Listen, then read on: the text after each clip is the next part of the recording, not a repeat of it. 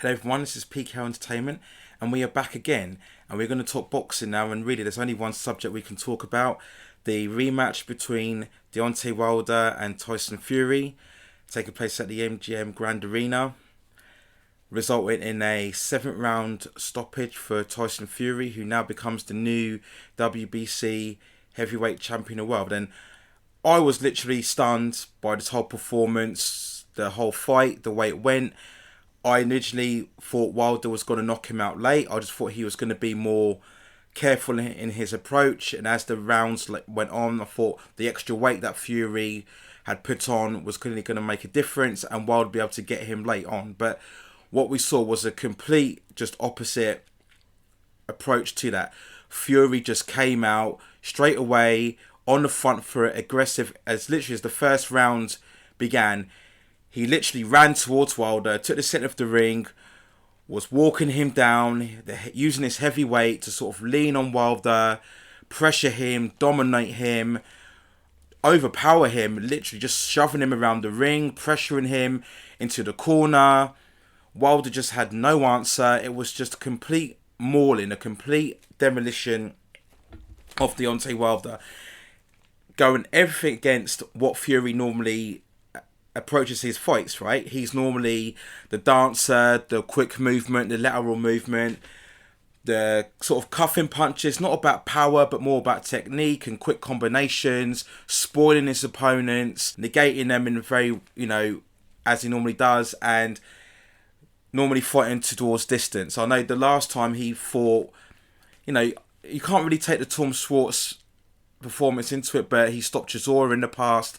But it's more through accumulation. It's not through heavy, powerful, punishing blows. But this performance here was, wow. I mean, even the most ardent Fury supporter could not have imagined he was actually going to do what he said he was going to do against Wilder. But it was incredible performance, incredible result. I mean, if we go through the fight, the first 2 rounds were actually quite competitive. Both men were boxing quite well, actually. Wilder, we normally associate him as being wild and unorthodox and lacking technique, but he actually competed okay. He was using his jab. There was a few jabs to the body. He did throw a couple of right hands, especially in more the second round, which kind of landed on Fury, but not flush. It was one of those where you thought if he continues to do that, he might actually land a flush punch and maybe score or knock down the Fury. But it was more a case of Fury just being able to take his shots and just kept walking him down, hunting him down. They were trading good jabs. Fury landed a great jab. I think it was in the second round. Really flush on Wilder's face. Wilder, again, was not doing a lot more in terms of boxing off the back foot. There was really no combinations, which is what I said in my preview fight that he should have done. There was no body work from Wilder.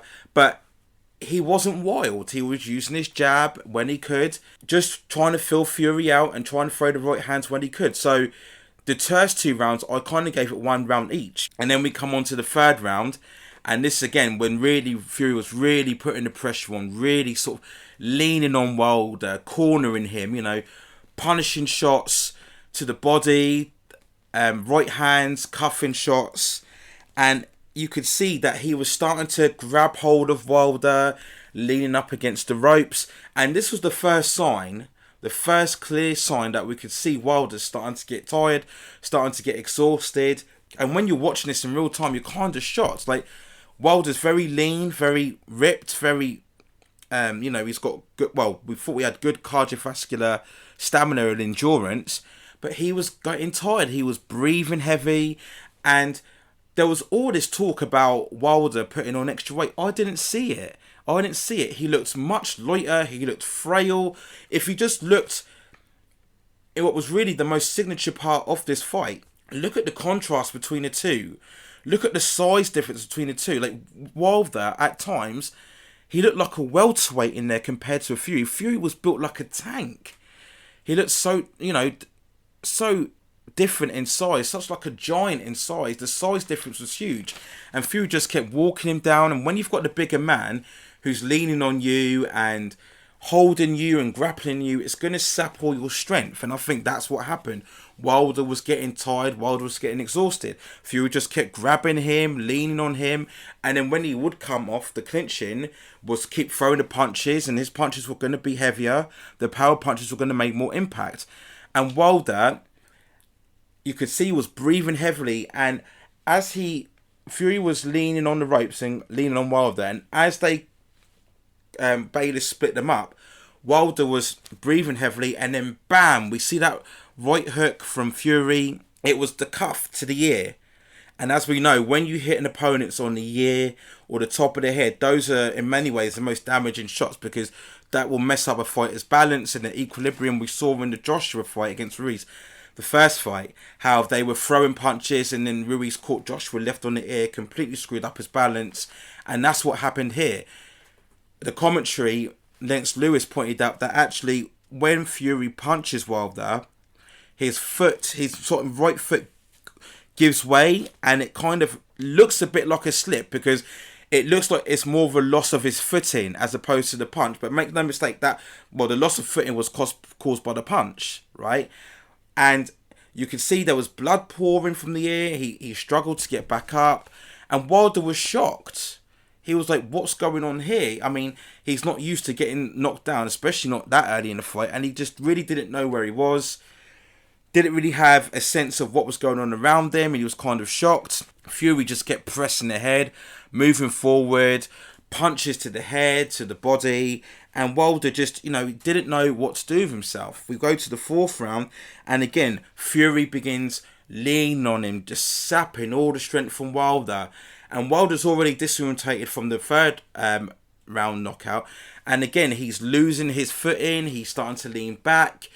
He's moving back, but he's not really throwing any punches as such. He's just trying to get his breath back, trying to get his balance back and his bearings, but he just can't, because Fury's just coming forward, leaning forward, coming forward all the time, really putting the pressure on, body punches, cornering him. And when Wilder throws, there's no force behind it, right? It's just a kind of token gesture. He throws it, but he's missing. There's no real guile behind his punches. There's no setup behind his punches.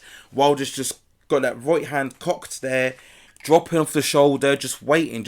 And when he throws, Fury just leans back and missing. There's no pressure. There's no intent from Wilder to kind of make Fury stand back or repel Fury in any kind of way.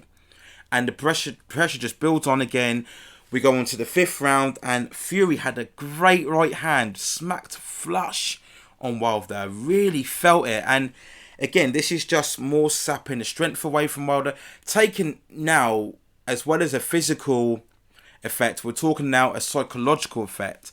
Because Wilder's been in trouble in previous fights. We look at the Ortiz fights, we look at the Spilka fights, but not when the energy is really being sapped from him. Ortiz didn't bully and pressure Wilder the way that Fury was here. The way that Spilka was throwing combinations and trying to come forward against Wilder, but there wasn't that physical pressure, the leaning, the really grabbing of holding him. And it's told again. And in the middle of the fifth round, they kind of separate. Fury catches him with a kind of a left hook. Wilder's got his hands up, but he's backing off. Again, just still trying to regain his balance, and he's backing off. And then Fury goes bam to the body, and it just sends Wilder hurling to the canvas. Goes down, comes up, he beats the count. And there was almost a third knockdown. If we look on it here, there was a right hand. And again, it's difficult because Wilder's leaning back and he's trying to gain balance. But Fury got a right hand and it sent Wilder to the ropes. And had he not been able to lean off against the ropes, that would have been the third knockdown, 100%. And as you're watching this, you're kind of in disbelief. We thought Wilder was going to be the more aggressive one. He was the one that's going to use his power, really impose himself more. We thought Fury was going to have to sort of dance around him, use his jabs and, really just try and spoil Wilder. But this was the other way round. And this is when it's really kind of alarm bells. Wilder is busted up. His lip is bleeding. His ear is bleeding in the corner. I mean, I don't really know what they were saying in the corner, but the tactic should have been to just keep your distance. Use your jab, keep your distance, jab to the body. That will kind of repel Fury and just try and move Fury around the ring. Keep him walking you, stalking you down. And then eventually the heavier weight of Fury may tell and try and take it into the latter rounds. But Wilder didn't do any of that. At this stage, I don't know what he could have done. He was just looking for the equaliser, the right hand, as we normally associate with him. We go into the 6th round. Oh, prior to that, sorry, and the point deduction. Now, a lot of people have said, what was Fury's point deduction? But if you look at the 5th round, while Fury's got him in the corner, and what he's done, he grabs him in the head. He's literally got him in like a headlock, right, as he's in the corner. Bayless breaks that up, the first point, and then again, Fury comes pressuring him, leans to get the corner against holding him against the head, against the shoulder again. And that's what I think the point deduction was. You know, Bayless was trying to step in a couple of times. He was trying to stop the clinching. He was trying to stop the grappling. And I think that's what it was. It was a continuous headlock and grappling of Wilder. And that's what I think Bayless gave the point deduction. I mean, Fury didn't complain because at this point, Fury knew he had the upper hand. It just wasn't even worth complaining about. You just keep focused on what you're doing. You know your game plan's working. You know you've got Wilder hurt. You know you've got him in trouble. Just stick to what you're doing. You know, we've had many fights when fighters kind of get distracted. If they get a point deduction or two, they start complaining and that can throw them off. But Fury was just so zoned in. He knew what he had to do and he knew what he was doing was working. So no complaints there. We went on to the 6th round and again, Wilder is just completely off balance. You know, Fury's just coming forward, shoving him around the ring, left, right and centre. Like I said, the size difference, if you really look at the size difference, and we all know Wilder's always had that leaner physique. We all know that. But here, I was just amazed. He looked drained. Wilder looked drained. He looked frail. He just looked like he had no physical imposing force that he could impose onto Fury. He's just leaning back. He's struggling to stay on his feet. Look at the size of his legs. I mean, his legs looked... I mean, I don't want to be too harsh here, but they looked like twiglets. They really did. It just couldn't maintain his balance. Fury just putting it on him. Pressure, putting it on him. There was no... This stage, Wilder was barely throwing. He's on the ropes. He's on the corner. There was just no resistance from him. And then we go into the 7th round. And again, blood's coming out of his ear. Blood's coming out of his mouth. A lot of people have pointed out that maybe his jaw was broken at this point. And yeah, his corner at this point were probably thinking about stopping it. Later on in the round, Fury just cornered him. Throw one right hook, two right hooks. Wilder's just in the corner like this. And this is when fights can normally get stopped. When a fighter is in the corner and they've already been battered from pillar to post. And if they're taking punches and they're not throwing back, that's when you would normally initiate a stoppage. And when I first watched it, I didn't think the stoppage was right. Because, yes, Fury's throwing, but it's not like it's a 3, 4, 5 punch combination. Wilder's got his hands up, Fury kind of backs off, and Wilder came sort of forward. So, especially when you're talking about Wilder, who can change fights with one knockout blow, okay? So, maybe this was a case of, we could have just let it go on a bit longer, but watching it a second, third time, the towel was thrown in. If you actually look at it, you don't see the towel thrown in, but if you look at the kind of crowd's reactions, they kind of look into the right, and that's when you indicated the towel was thrown in. Bayless looked over at the towel and then obviously stops the fight. So it's a correct stoppage because of the beating he was taking. You know, he had perforated eardrum. His jaw was probably broken. His mouth was bleeding. So you're like, how much longer can Wilder go on taking his punishment? You know, I'm always one, if a fighter is upright and he's still moving and he's still throwing every now and again, you don't stop it, because fights can change with one punch. Like I said, we look at Wilder's previous fights. The first Ortiz fight, he was getting battered in the 7th round, and then you let that fight carry on, and look what happened, he changed it.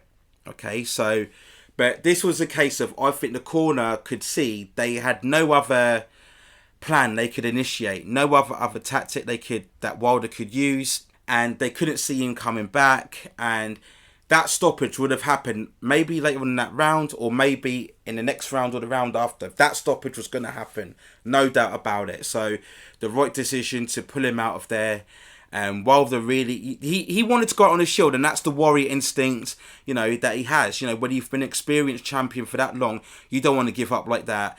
And again, knowing all the previous knockouts, what was it, 42 knockouts he had, he probably felt, yeah, if I could have just hung in there, maybe I could have got him later on. I don't see that at all. I think the only strategy that Wilder could have adopted, like I said, would just box off the back foot, concede rounds, box off the back foot, hands up here, use your jab to the body, and just keep Fury moving, keep him moving, and maybe Fury, the extra weight might have told in the 10th or 11th round, and Wilder could just go all out and try and get a knockout. That was the only way Wilder could have possibly won. But I mean, Tyson Fury, it just added another kind of dimension to his game, because that is not his style. That's kind of come forward, really punishing, bruising, mauling your opponent. That is not his style at all. But despite being the sort of 6'9" guy, the bigger man normally he is in his fights, no. I mean, yes, he'll lean on his opponents and hold them and grapple them, but not that constant pressure, just constant moving forward, just pressurising him. I mean, it was brutal to watch, just seeing Wilder's face getting busted up like that. It was really just kind of speechless, when you watch a fight and you just cannot believe what is going on in front of your very eyes. And it just added another dimension to Fury's boxing style, his boxing game, his perception now. We're looking at a fighter who can now box off the back foot, side to side, lateral movement, light in his feet, can fight the distance, can fight using combinations, can fight off his jab. And now we're seeing can apply pressure, can apply that power game, can look to take his opponents out. I mean, it was just incredible to watch. So that's Fury now. Really, let's be honest here, the number one heavyweight in the world. I don't think anybody can dispute that. Look, he's gone away to fight Klitschko in the Ukraine. He's beaten him. He's gone away twice to Wilder. Many people felt he won the first fight anyway, and to come back and do it again in even more just complete decisive fashion. Like I said, even the most ardent Wilder fan cannot put any sort of argument to say, well, Wilder could have done this here, Wilder could have done that. No, it was just complete destruction. And to go away in America and fight multiple times away from home, and to do what AJ hasn't done.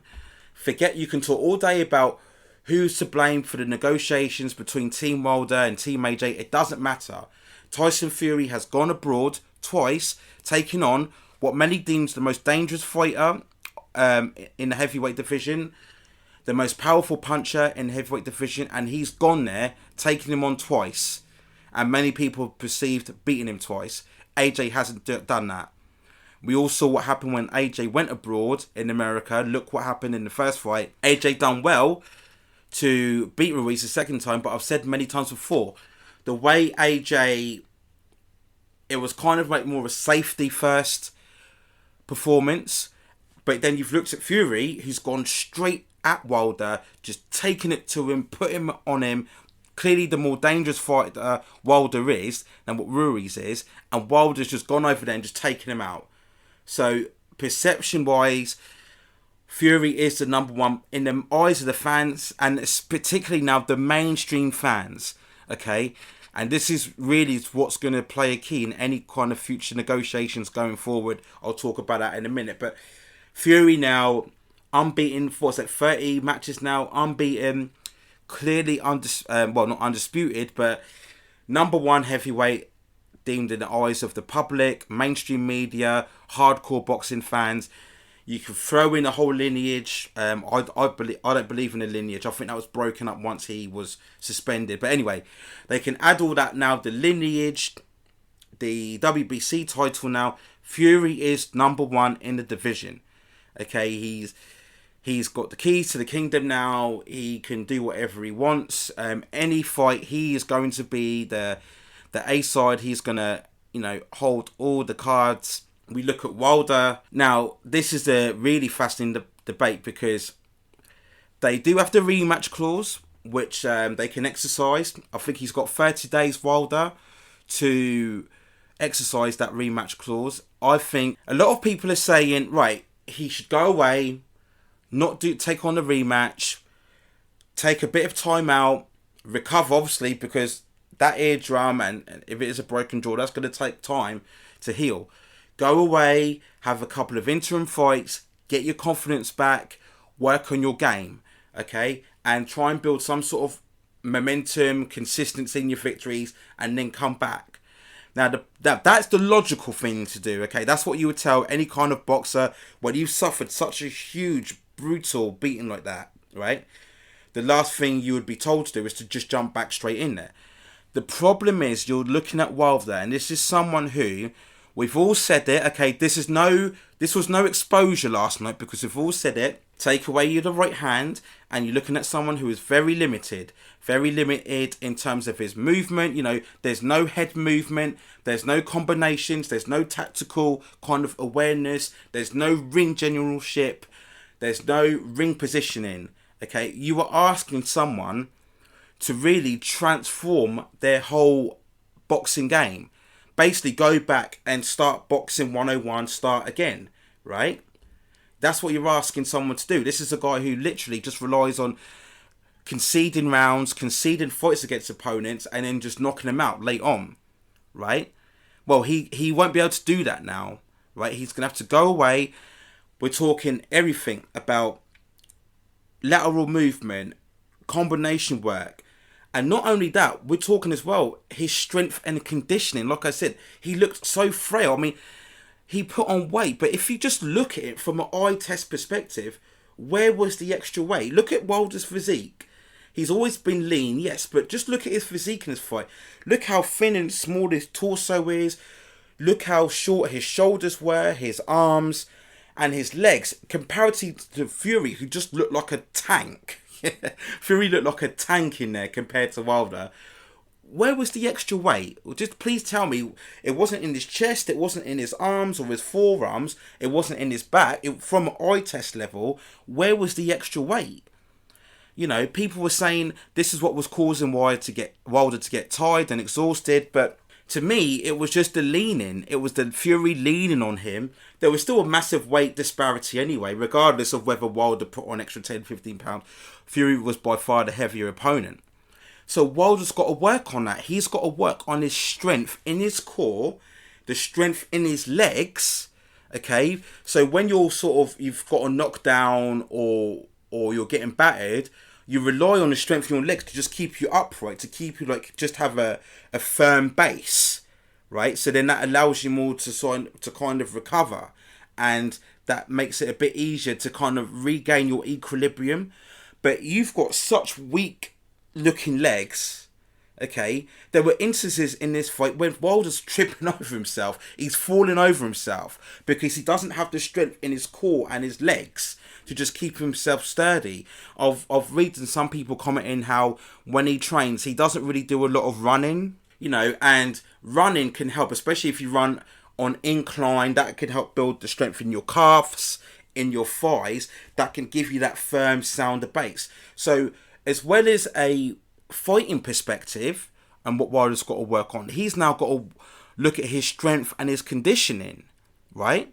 Maybe people won't not believe me, but maybe he does have to pack on a bit more muscular weight in his lower body, in his legs. So that will just give him a firmer base, right? We saw, I think it was in the second round, where Wilder was quite successful, but he goes for a right hand and he misses. And his whole body, right, just flings forward. We've seen this in his previous fight, but his whole body just flings forward because he doesn't have strength in his core. You see, the strength is all coming from the arm. Whereas when you throw a punch, you want the force to come from your body, your strength, and your core. Yes, the arm, the force, but it's kind of like the arm is the propelling part, but then the strength in your core and your forward body movement, that carries the force. But if you don't have that force in your body, it's not going to be the same. And that's why a lot of the time when he throws his punches, he just flings forward and Fury countered him. So he's got so much to think about, so much to work on, that if he did want to go the route of having interim fights beforehand, it's going to take him 5-6 fights to completely recalibrate his game and completely change the way he fights, right? And again, you're talking about a mindset. You're talking about someone who's had 42 fights fighting one way, certain way, and now all of a sudden you've got to go and change, right? It's just not as simple as that. Now, people will say, well, yeah, look at Fury. He adapted and changed. But Fury has always had a boxing framework, right? Jab, move, footwork, combinations, side to side, lateral movement, move to the left, move to the right, know when to put the pressure on, know when to throw, know when to hold. Fury has that sound framework. You know, we look at Klitschko, we will, you know, people always imitate Klitschko. The kind of on your toes, you know, forward jabbing, on your toes, back, box of the back, box on the forefront. Joshua, okay, we talk about whatever weaknesses you say exposed against Ruiz, but again, Joshua has a sound framework, a boxing framework where you throw punches, combinations, ring position here, move here, move here. You've got that sound framework. So if you did want to change a style where you wanted to be on a more front foot and apply more pressure, or on the back foot and kind of dance around and box and rotate the movement, people like Klitschko, Joshua, Fury can apply that because they've got a sound boxing fundamentals to their game. Wilder doesn't have none of that. He's literally teaching Boxing 101 clinic, start again. Right? Now, if you're 24 years old, yes, you've got the time and you've got the energy to do that. But Wilder is 34 now. Okay? Now, people could talk, yes, people like Povetkin's still going, he's 42, and Klitschko was still going. But like I said, those guys have that classic boxing blueprint about them, that boxing DNA, right? So can Wilder do that? Can he make those adjustments and improvements to a game? We're talking about a whole boxing evolution here. And I don't think Wilder can do that. I just think you might as well just jump straight back in the rematch. This doesn't sound very sensible, I know, particularly after beating he just took. But I just think you are better off, dust yourself down, recover, and just go in there again and just go all out. Just go all out and just think, right, I'm just going to go there. I'm Deontay Wilder. Because he's still got that powerful punch, right? Okay, and if that lands on anyone, they're going down, right? So you never know. You never know. Wilder has still got that potential threat where he could just catch Fury flush on. Even if he's taking a beating or he's getting that boxed, he could still land flush, which could change the whole dynamic of the fight, right? So he should just take the rematch and just think, right, do or die. I'm just going to go in there, round one. I'm just going to run at Fury. I'm going to charge it in. I'm just going to throw. Just throw to his head and throw to the body, okay? Because I said in my preview, that's what he should have done in the second fight. Combinations to the body, jab to the body. But he didn't do that in this second fight, well, past the second round. And I don't think Wilder has just got the... We could talk maybe, I mean, intelligence, lack of intelligence. Am I being too harsh? Boxing intelligence, boxing education, boxing discipline to transform his game into what he needs to beat Fury. Okay, now to beat Fury, yes, you've got to be aggressive, but you need quick hands, fast hands. You need to be on the front foot. You need to throw combinations to the body. 1, 2, 3, 4. In and out. 1, 2, 3, 4. But you've got to be on the forefront. Okay? Lateral movement, side to side. Attack from different angles, right? What you also need is a bigger, bulkier physique. Look at the Otto Wallin fight, okay? Look how Otto Wallin was coming forward with his jab, using his right hand, but Otto Wallin was a bigger, kind of bulkier guy, right? So yeah, Fury could lean on him and grab him, hold him, but because Otto Wallin's got a bigger physique, he could just kind of repel Fury more, right? Fury can lean on him, but then you can lean back, you can sort of shove him back, push him off you. Look at this fight here with Wilder. He's literally mauling Wilder, and Wilder can't do anything. Wilder's just leaning back on the ropes, and it's sapping all the strength from him, physically and mentally. So again, people were talking about all this extra weight. I couldn't see where the extra weight was. Look at Wilder's physique. Please tell me where the extra weight was. Because I couldn't see it in his movement, I couldn't see it in his punches or his demeanour, okay? So that's what I think Wilder needs to do. He's just jump in there. And if you lose, you pick up another payday, right? I mean, this fight here, I mean, the first fight did 325,000 pay-per-views. I think this one, in my preview, I predicted 500 to 800,000 K. I mean, it could go slightly higher. Maybe 800 to 850,000 K pay-per-view fights, which is fantastic in this day and era of streaming apps and kind of downloading, piracy, you know, live streaming, etc., etc. To do that amount in America, when I'm guessing the pay-per-view price, I'm guessing, was $75.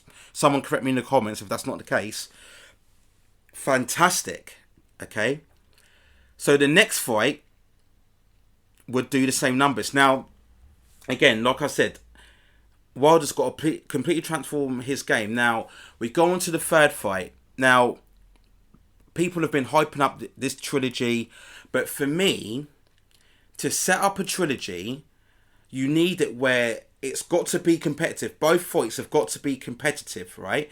So if you were to script this trilogy here, you'd want the fights reversed, right? Where the first fight, Fury takes him out in the 7th round, huge shock, right?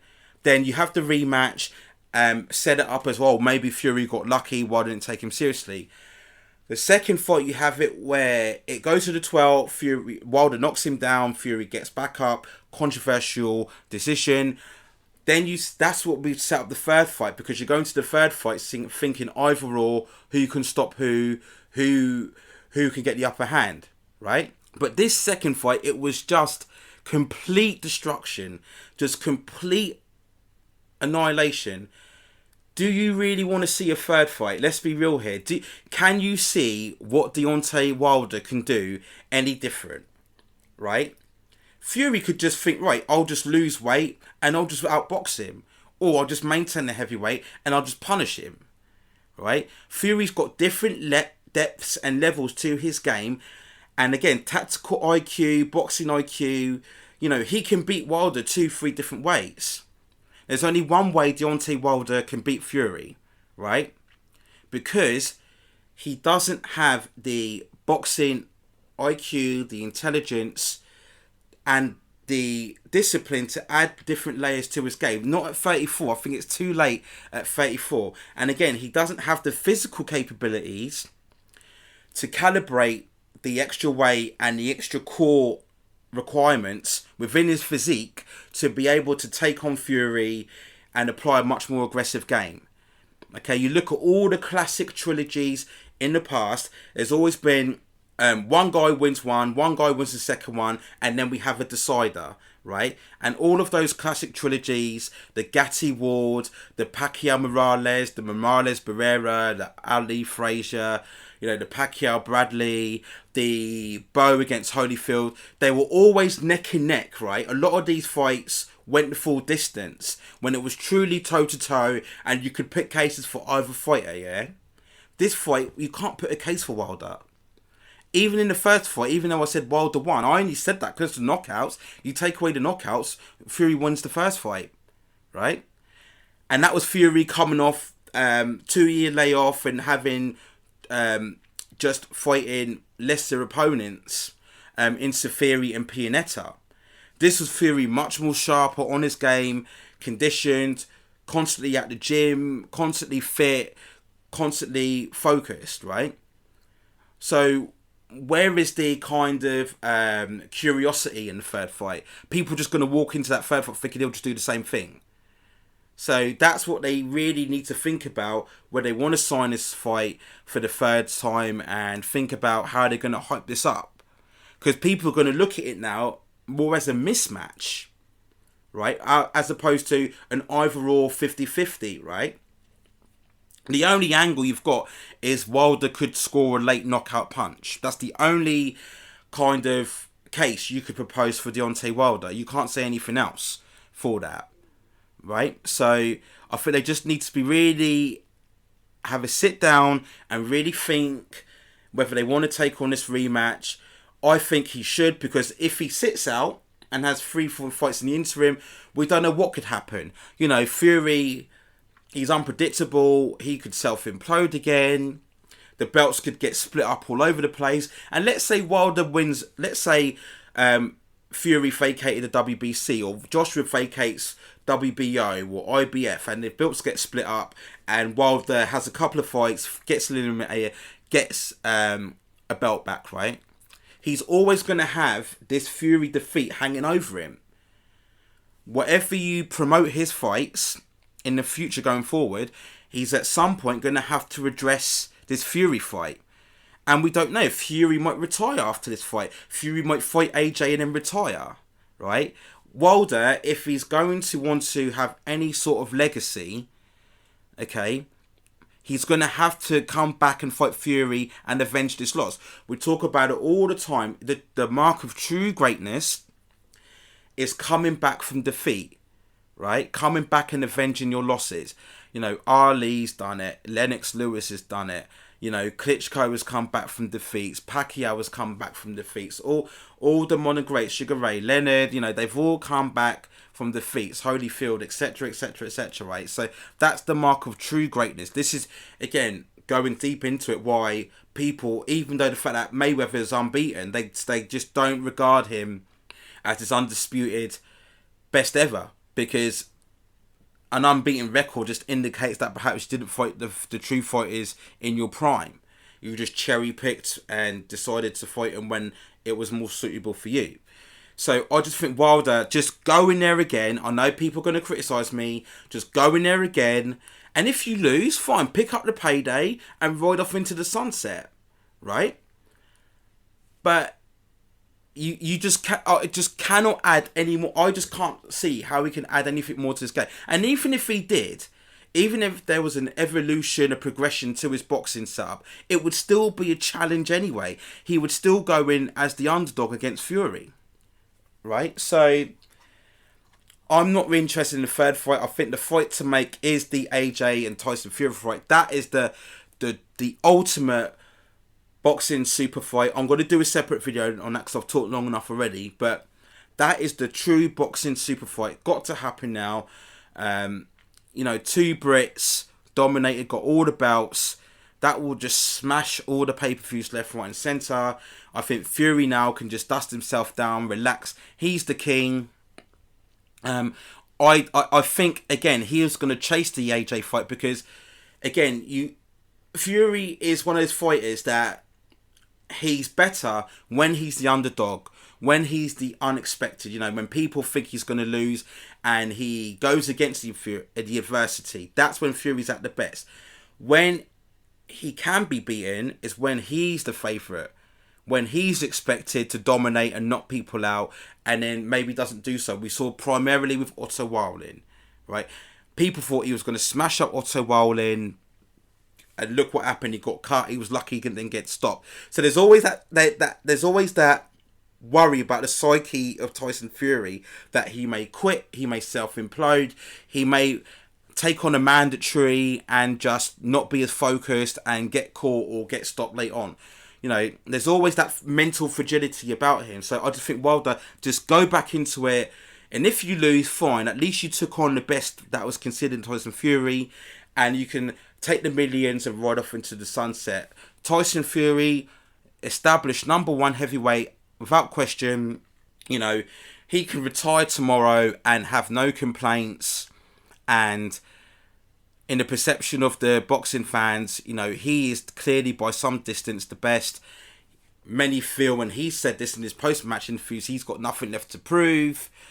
He's done everything he's set out to do. And again, this heightens his status because he's had these fights abroad, going into people's backyards and beating them. You see? So that's what elevates Fury's position even more. And this one is particularly where he went completely against his fighting style and just took out the feared dangerous man in the heavyweight division. So all props to Tyson Fury, deserves all the credit. I'll talk in another video about the AJ fight and what it takes in particular to make a great trilogy if we get the third fight and Wilder exercises the rematch clause. But those are my thoughts for now. Let me know what you think in the comments below. Are you now completely convinced Tyson Fury is unstoppable and can't be beaten, or do you think Wilder can evolve his game? It will just need him to have a couple of interim fights first and then come back in the future. But that's it for now. Well, I'll cover more later on, but let me know what you think in the comments, subscribe, and take care of yourselves for now, and I will see you soon.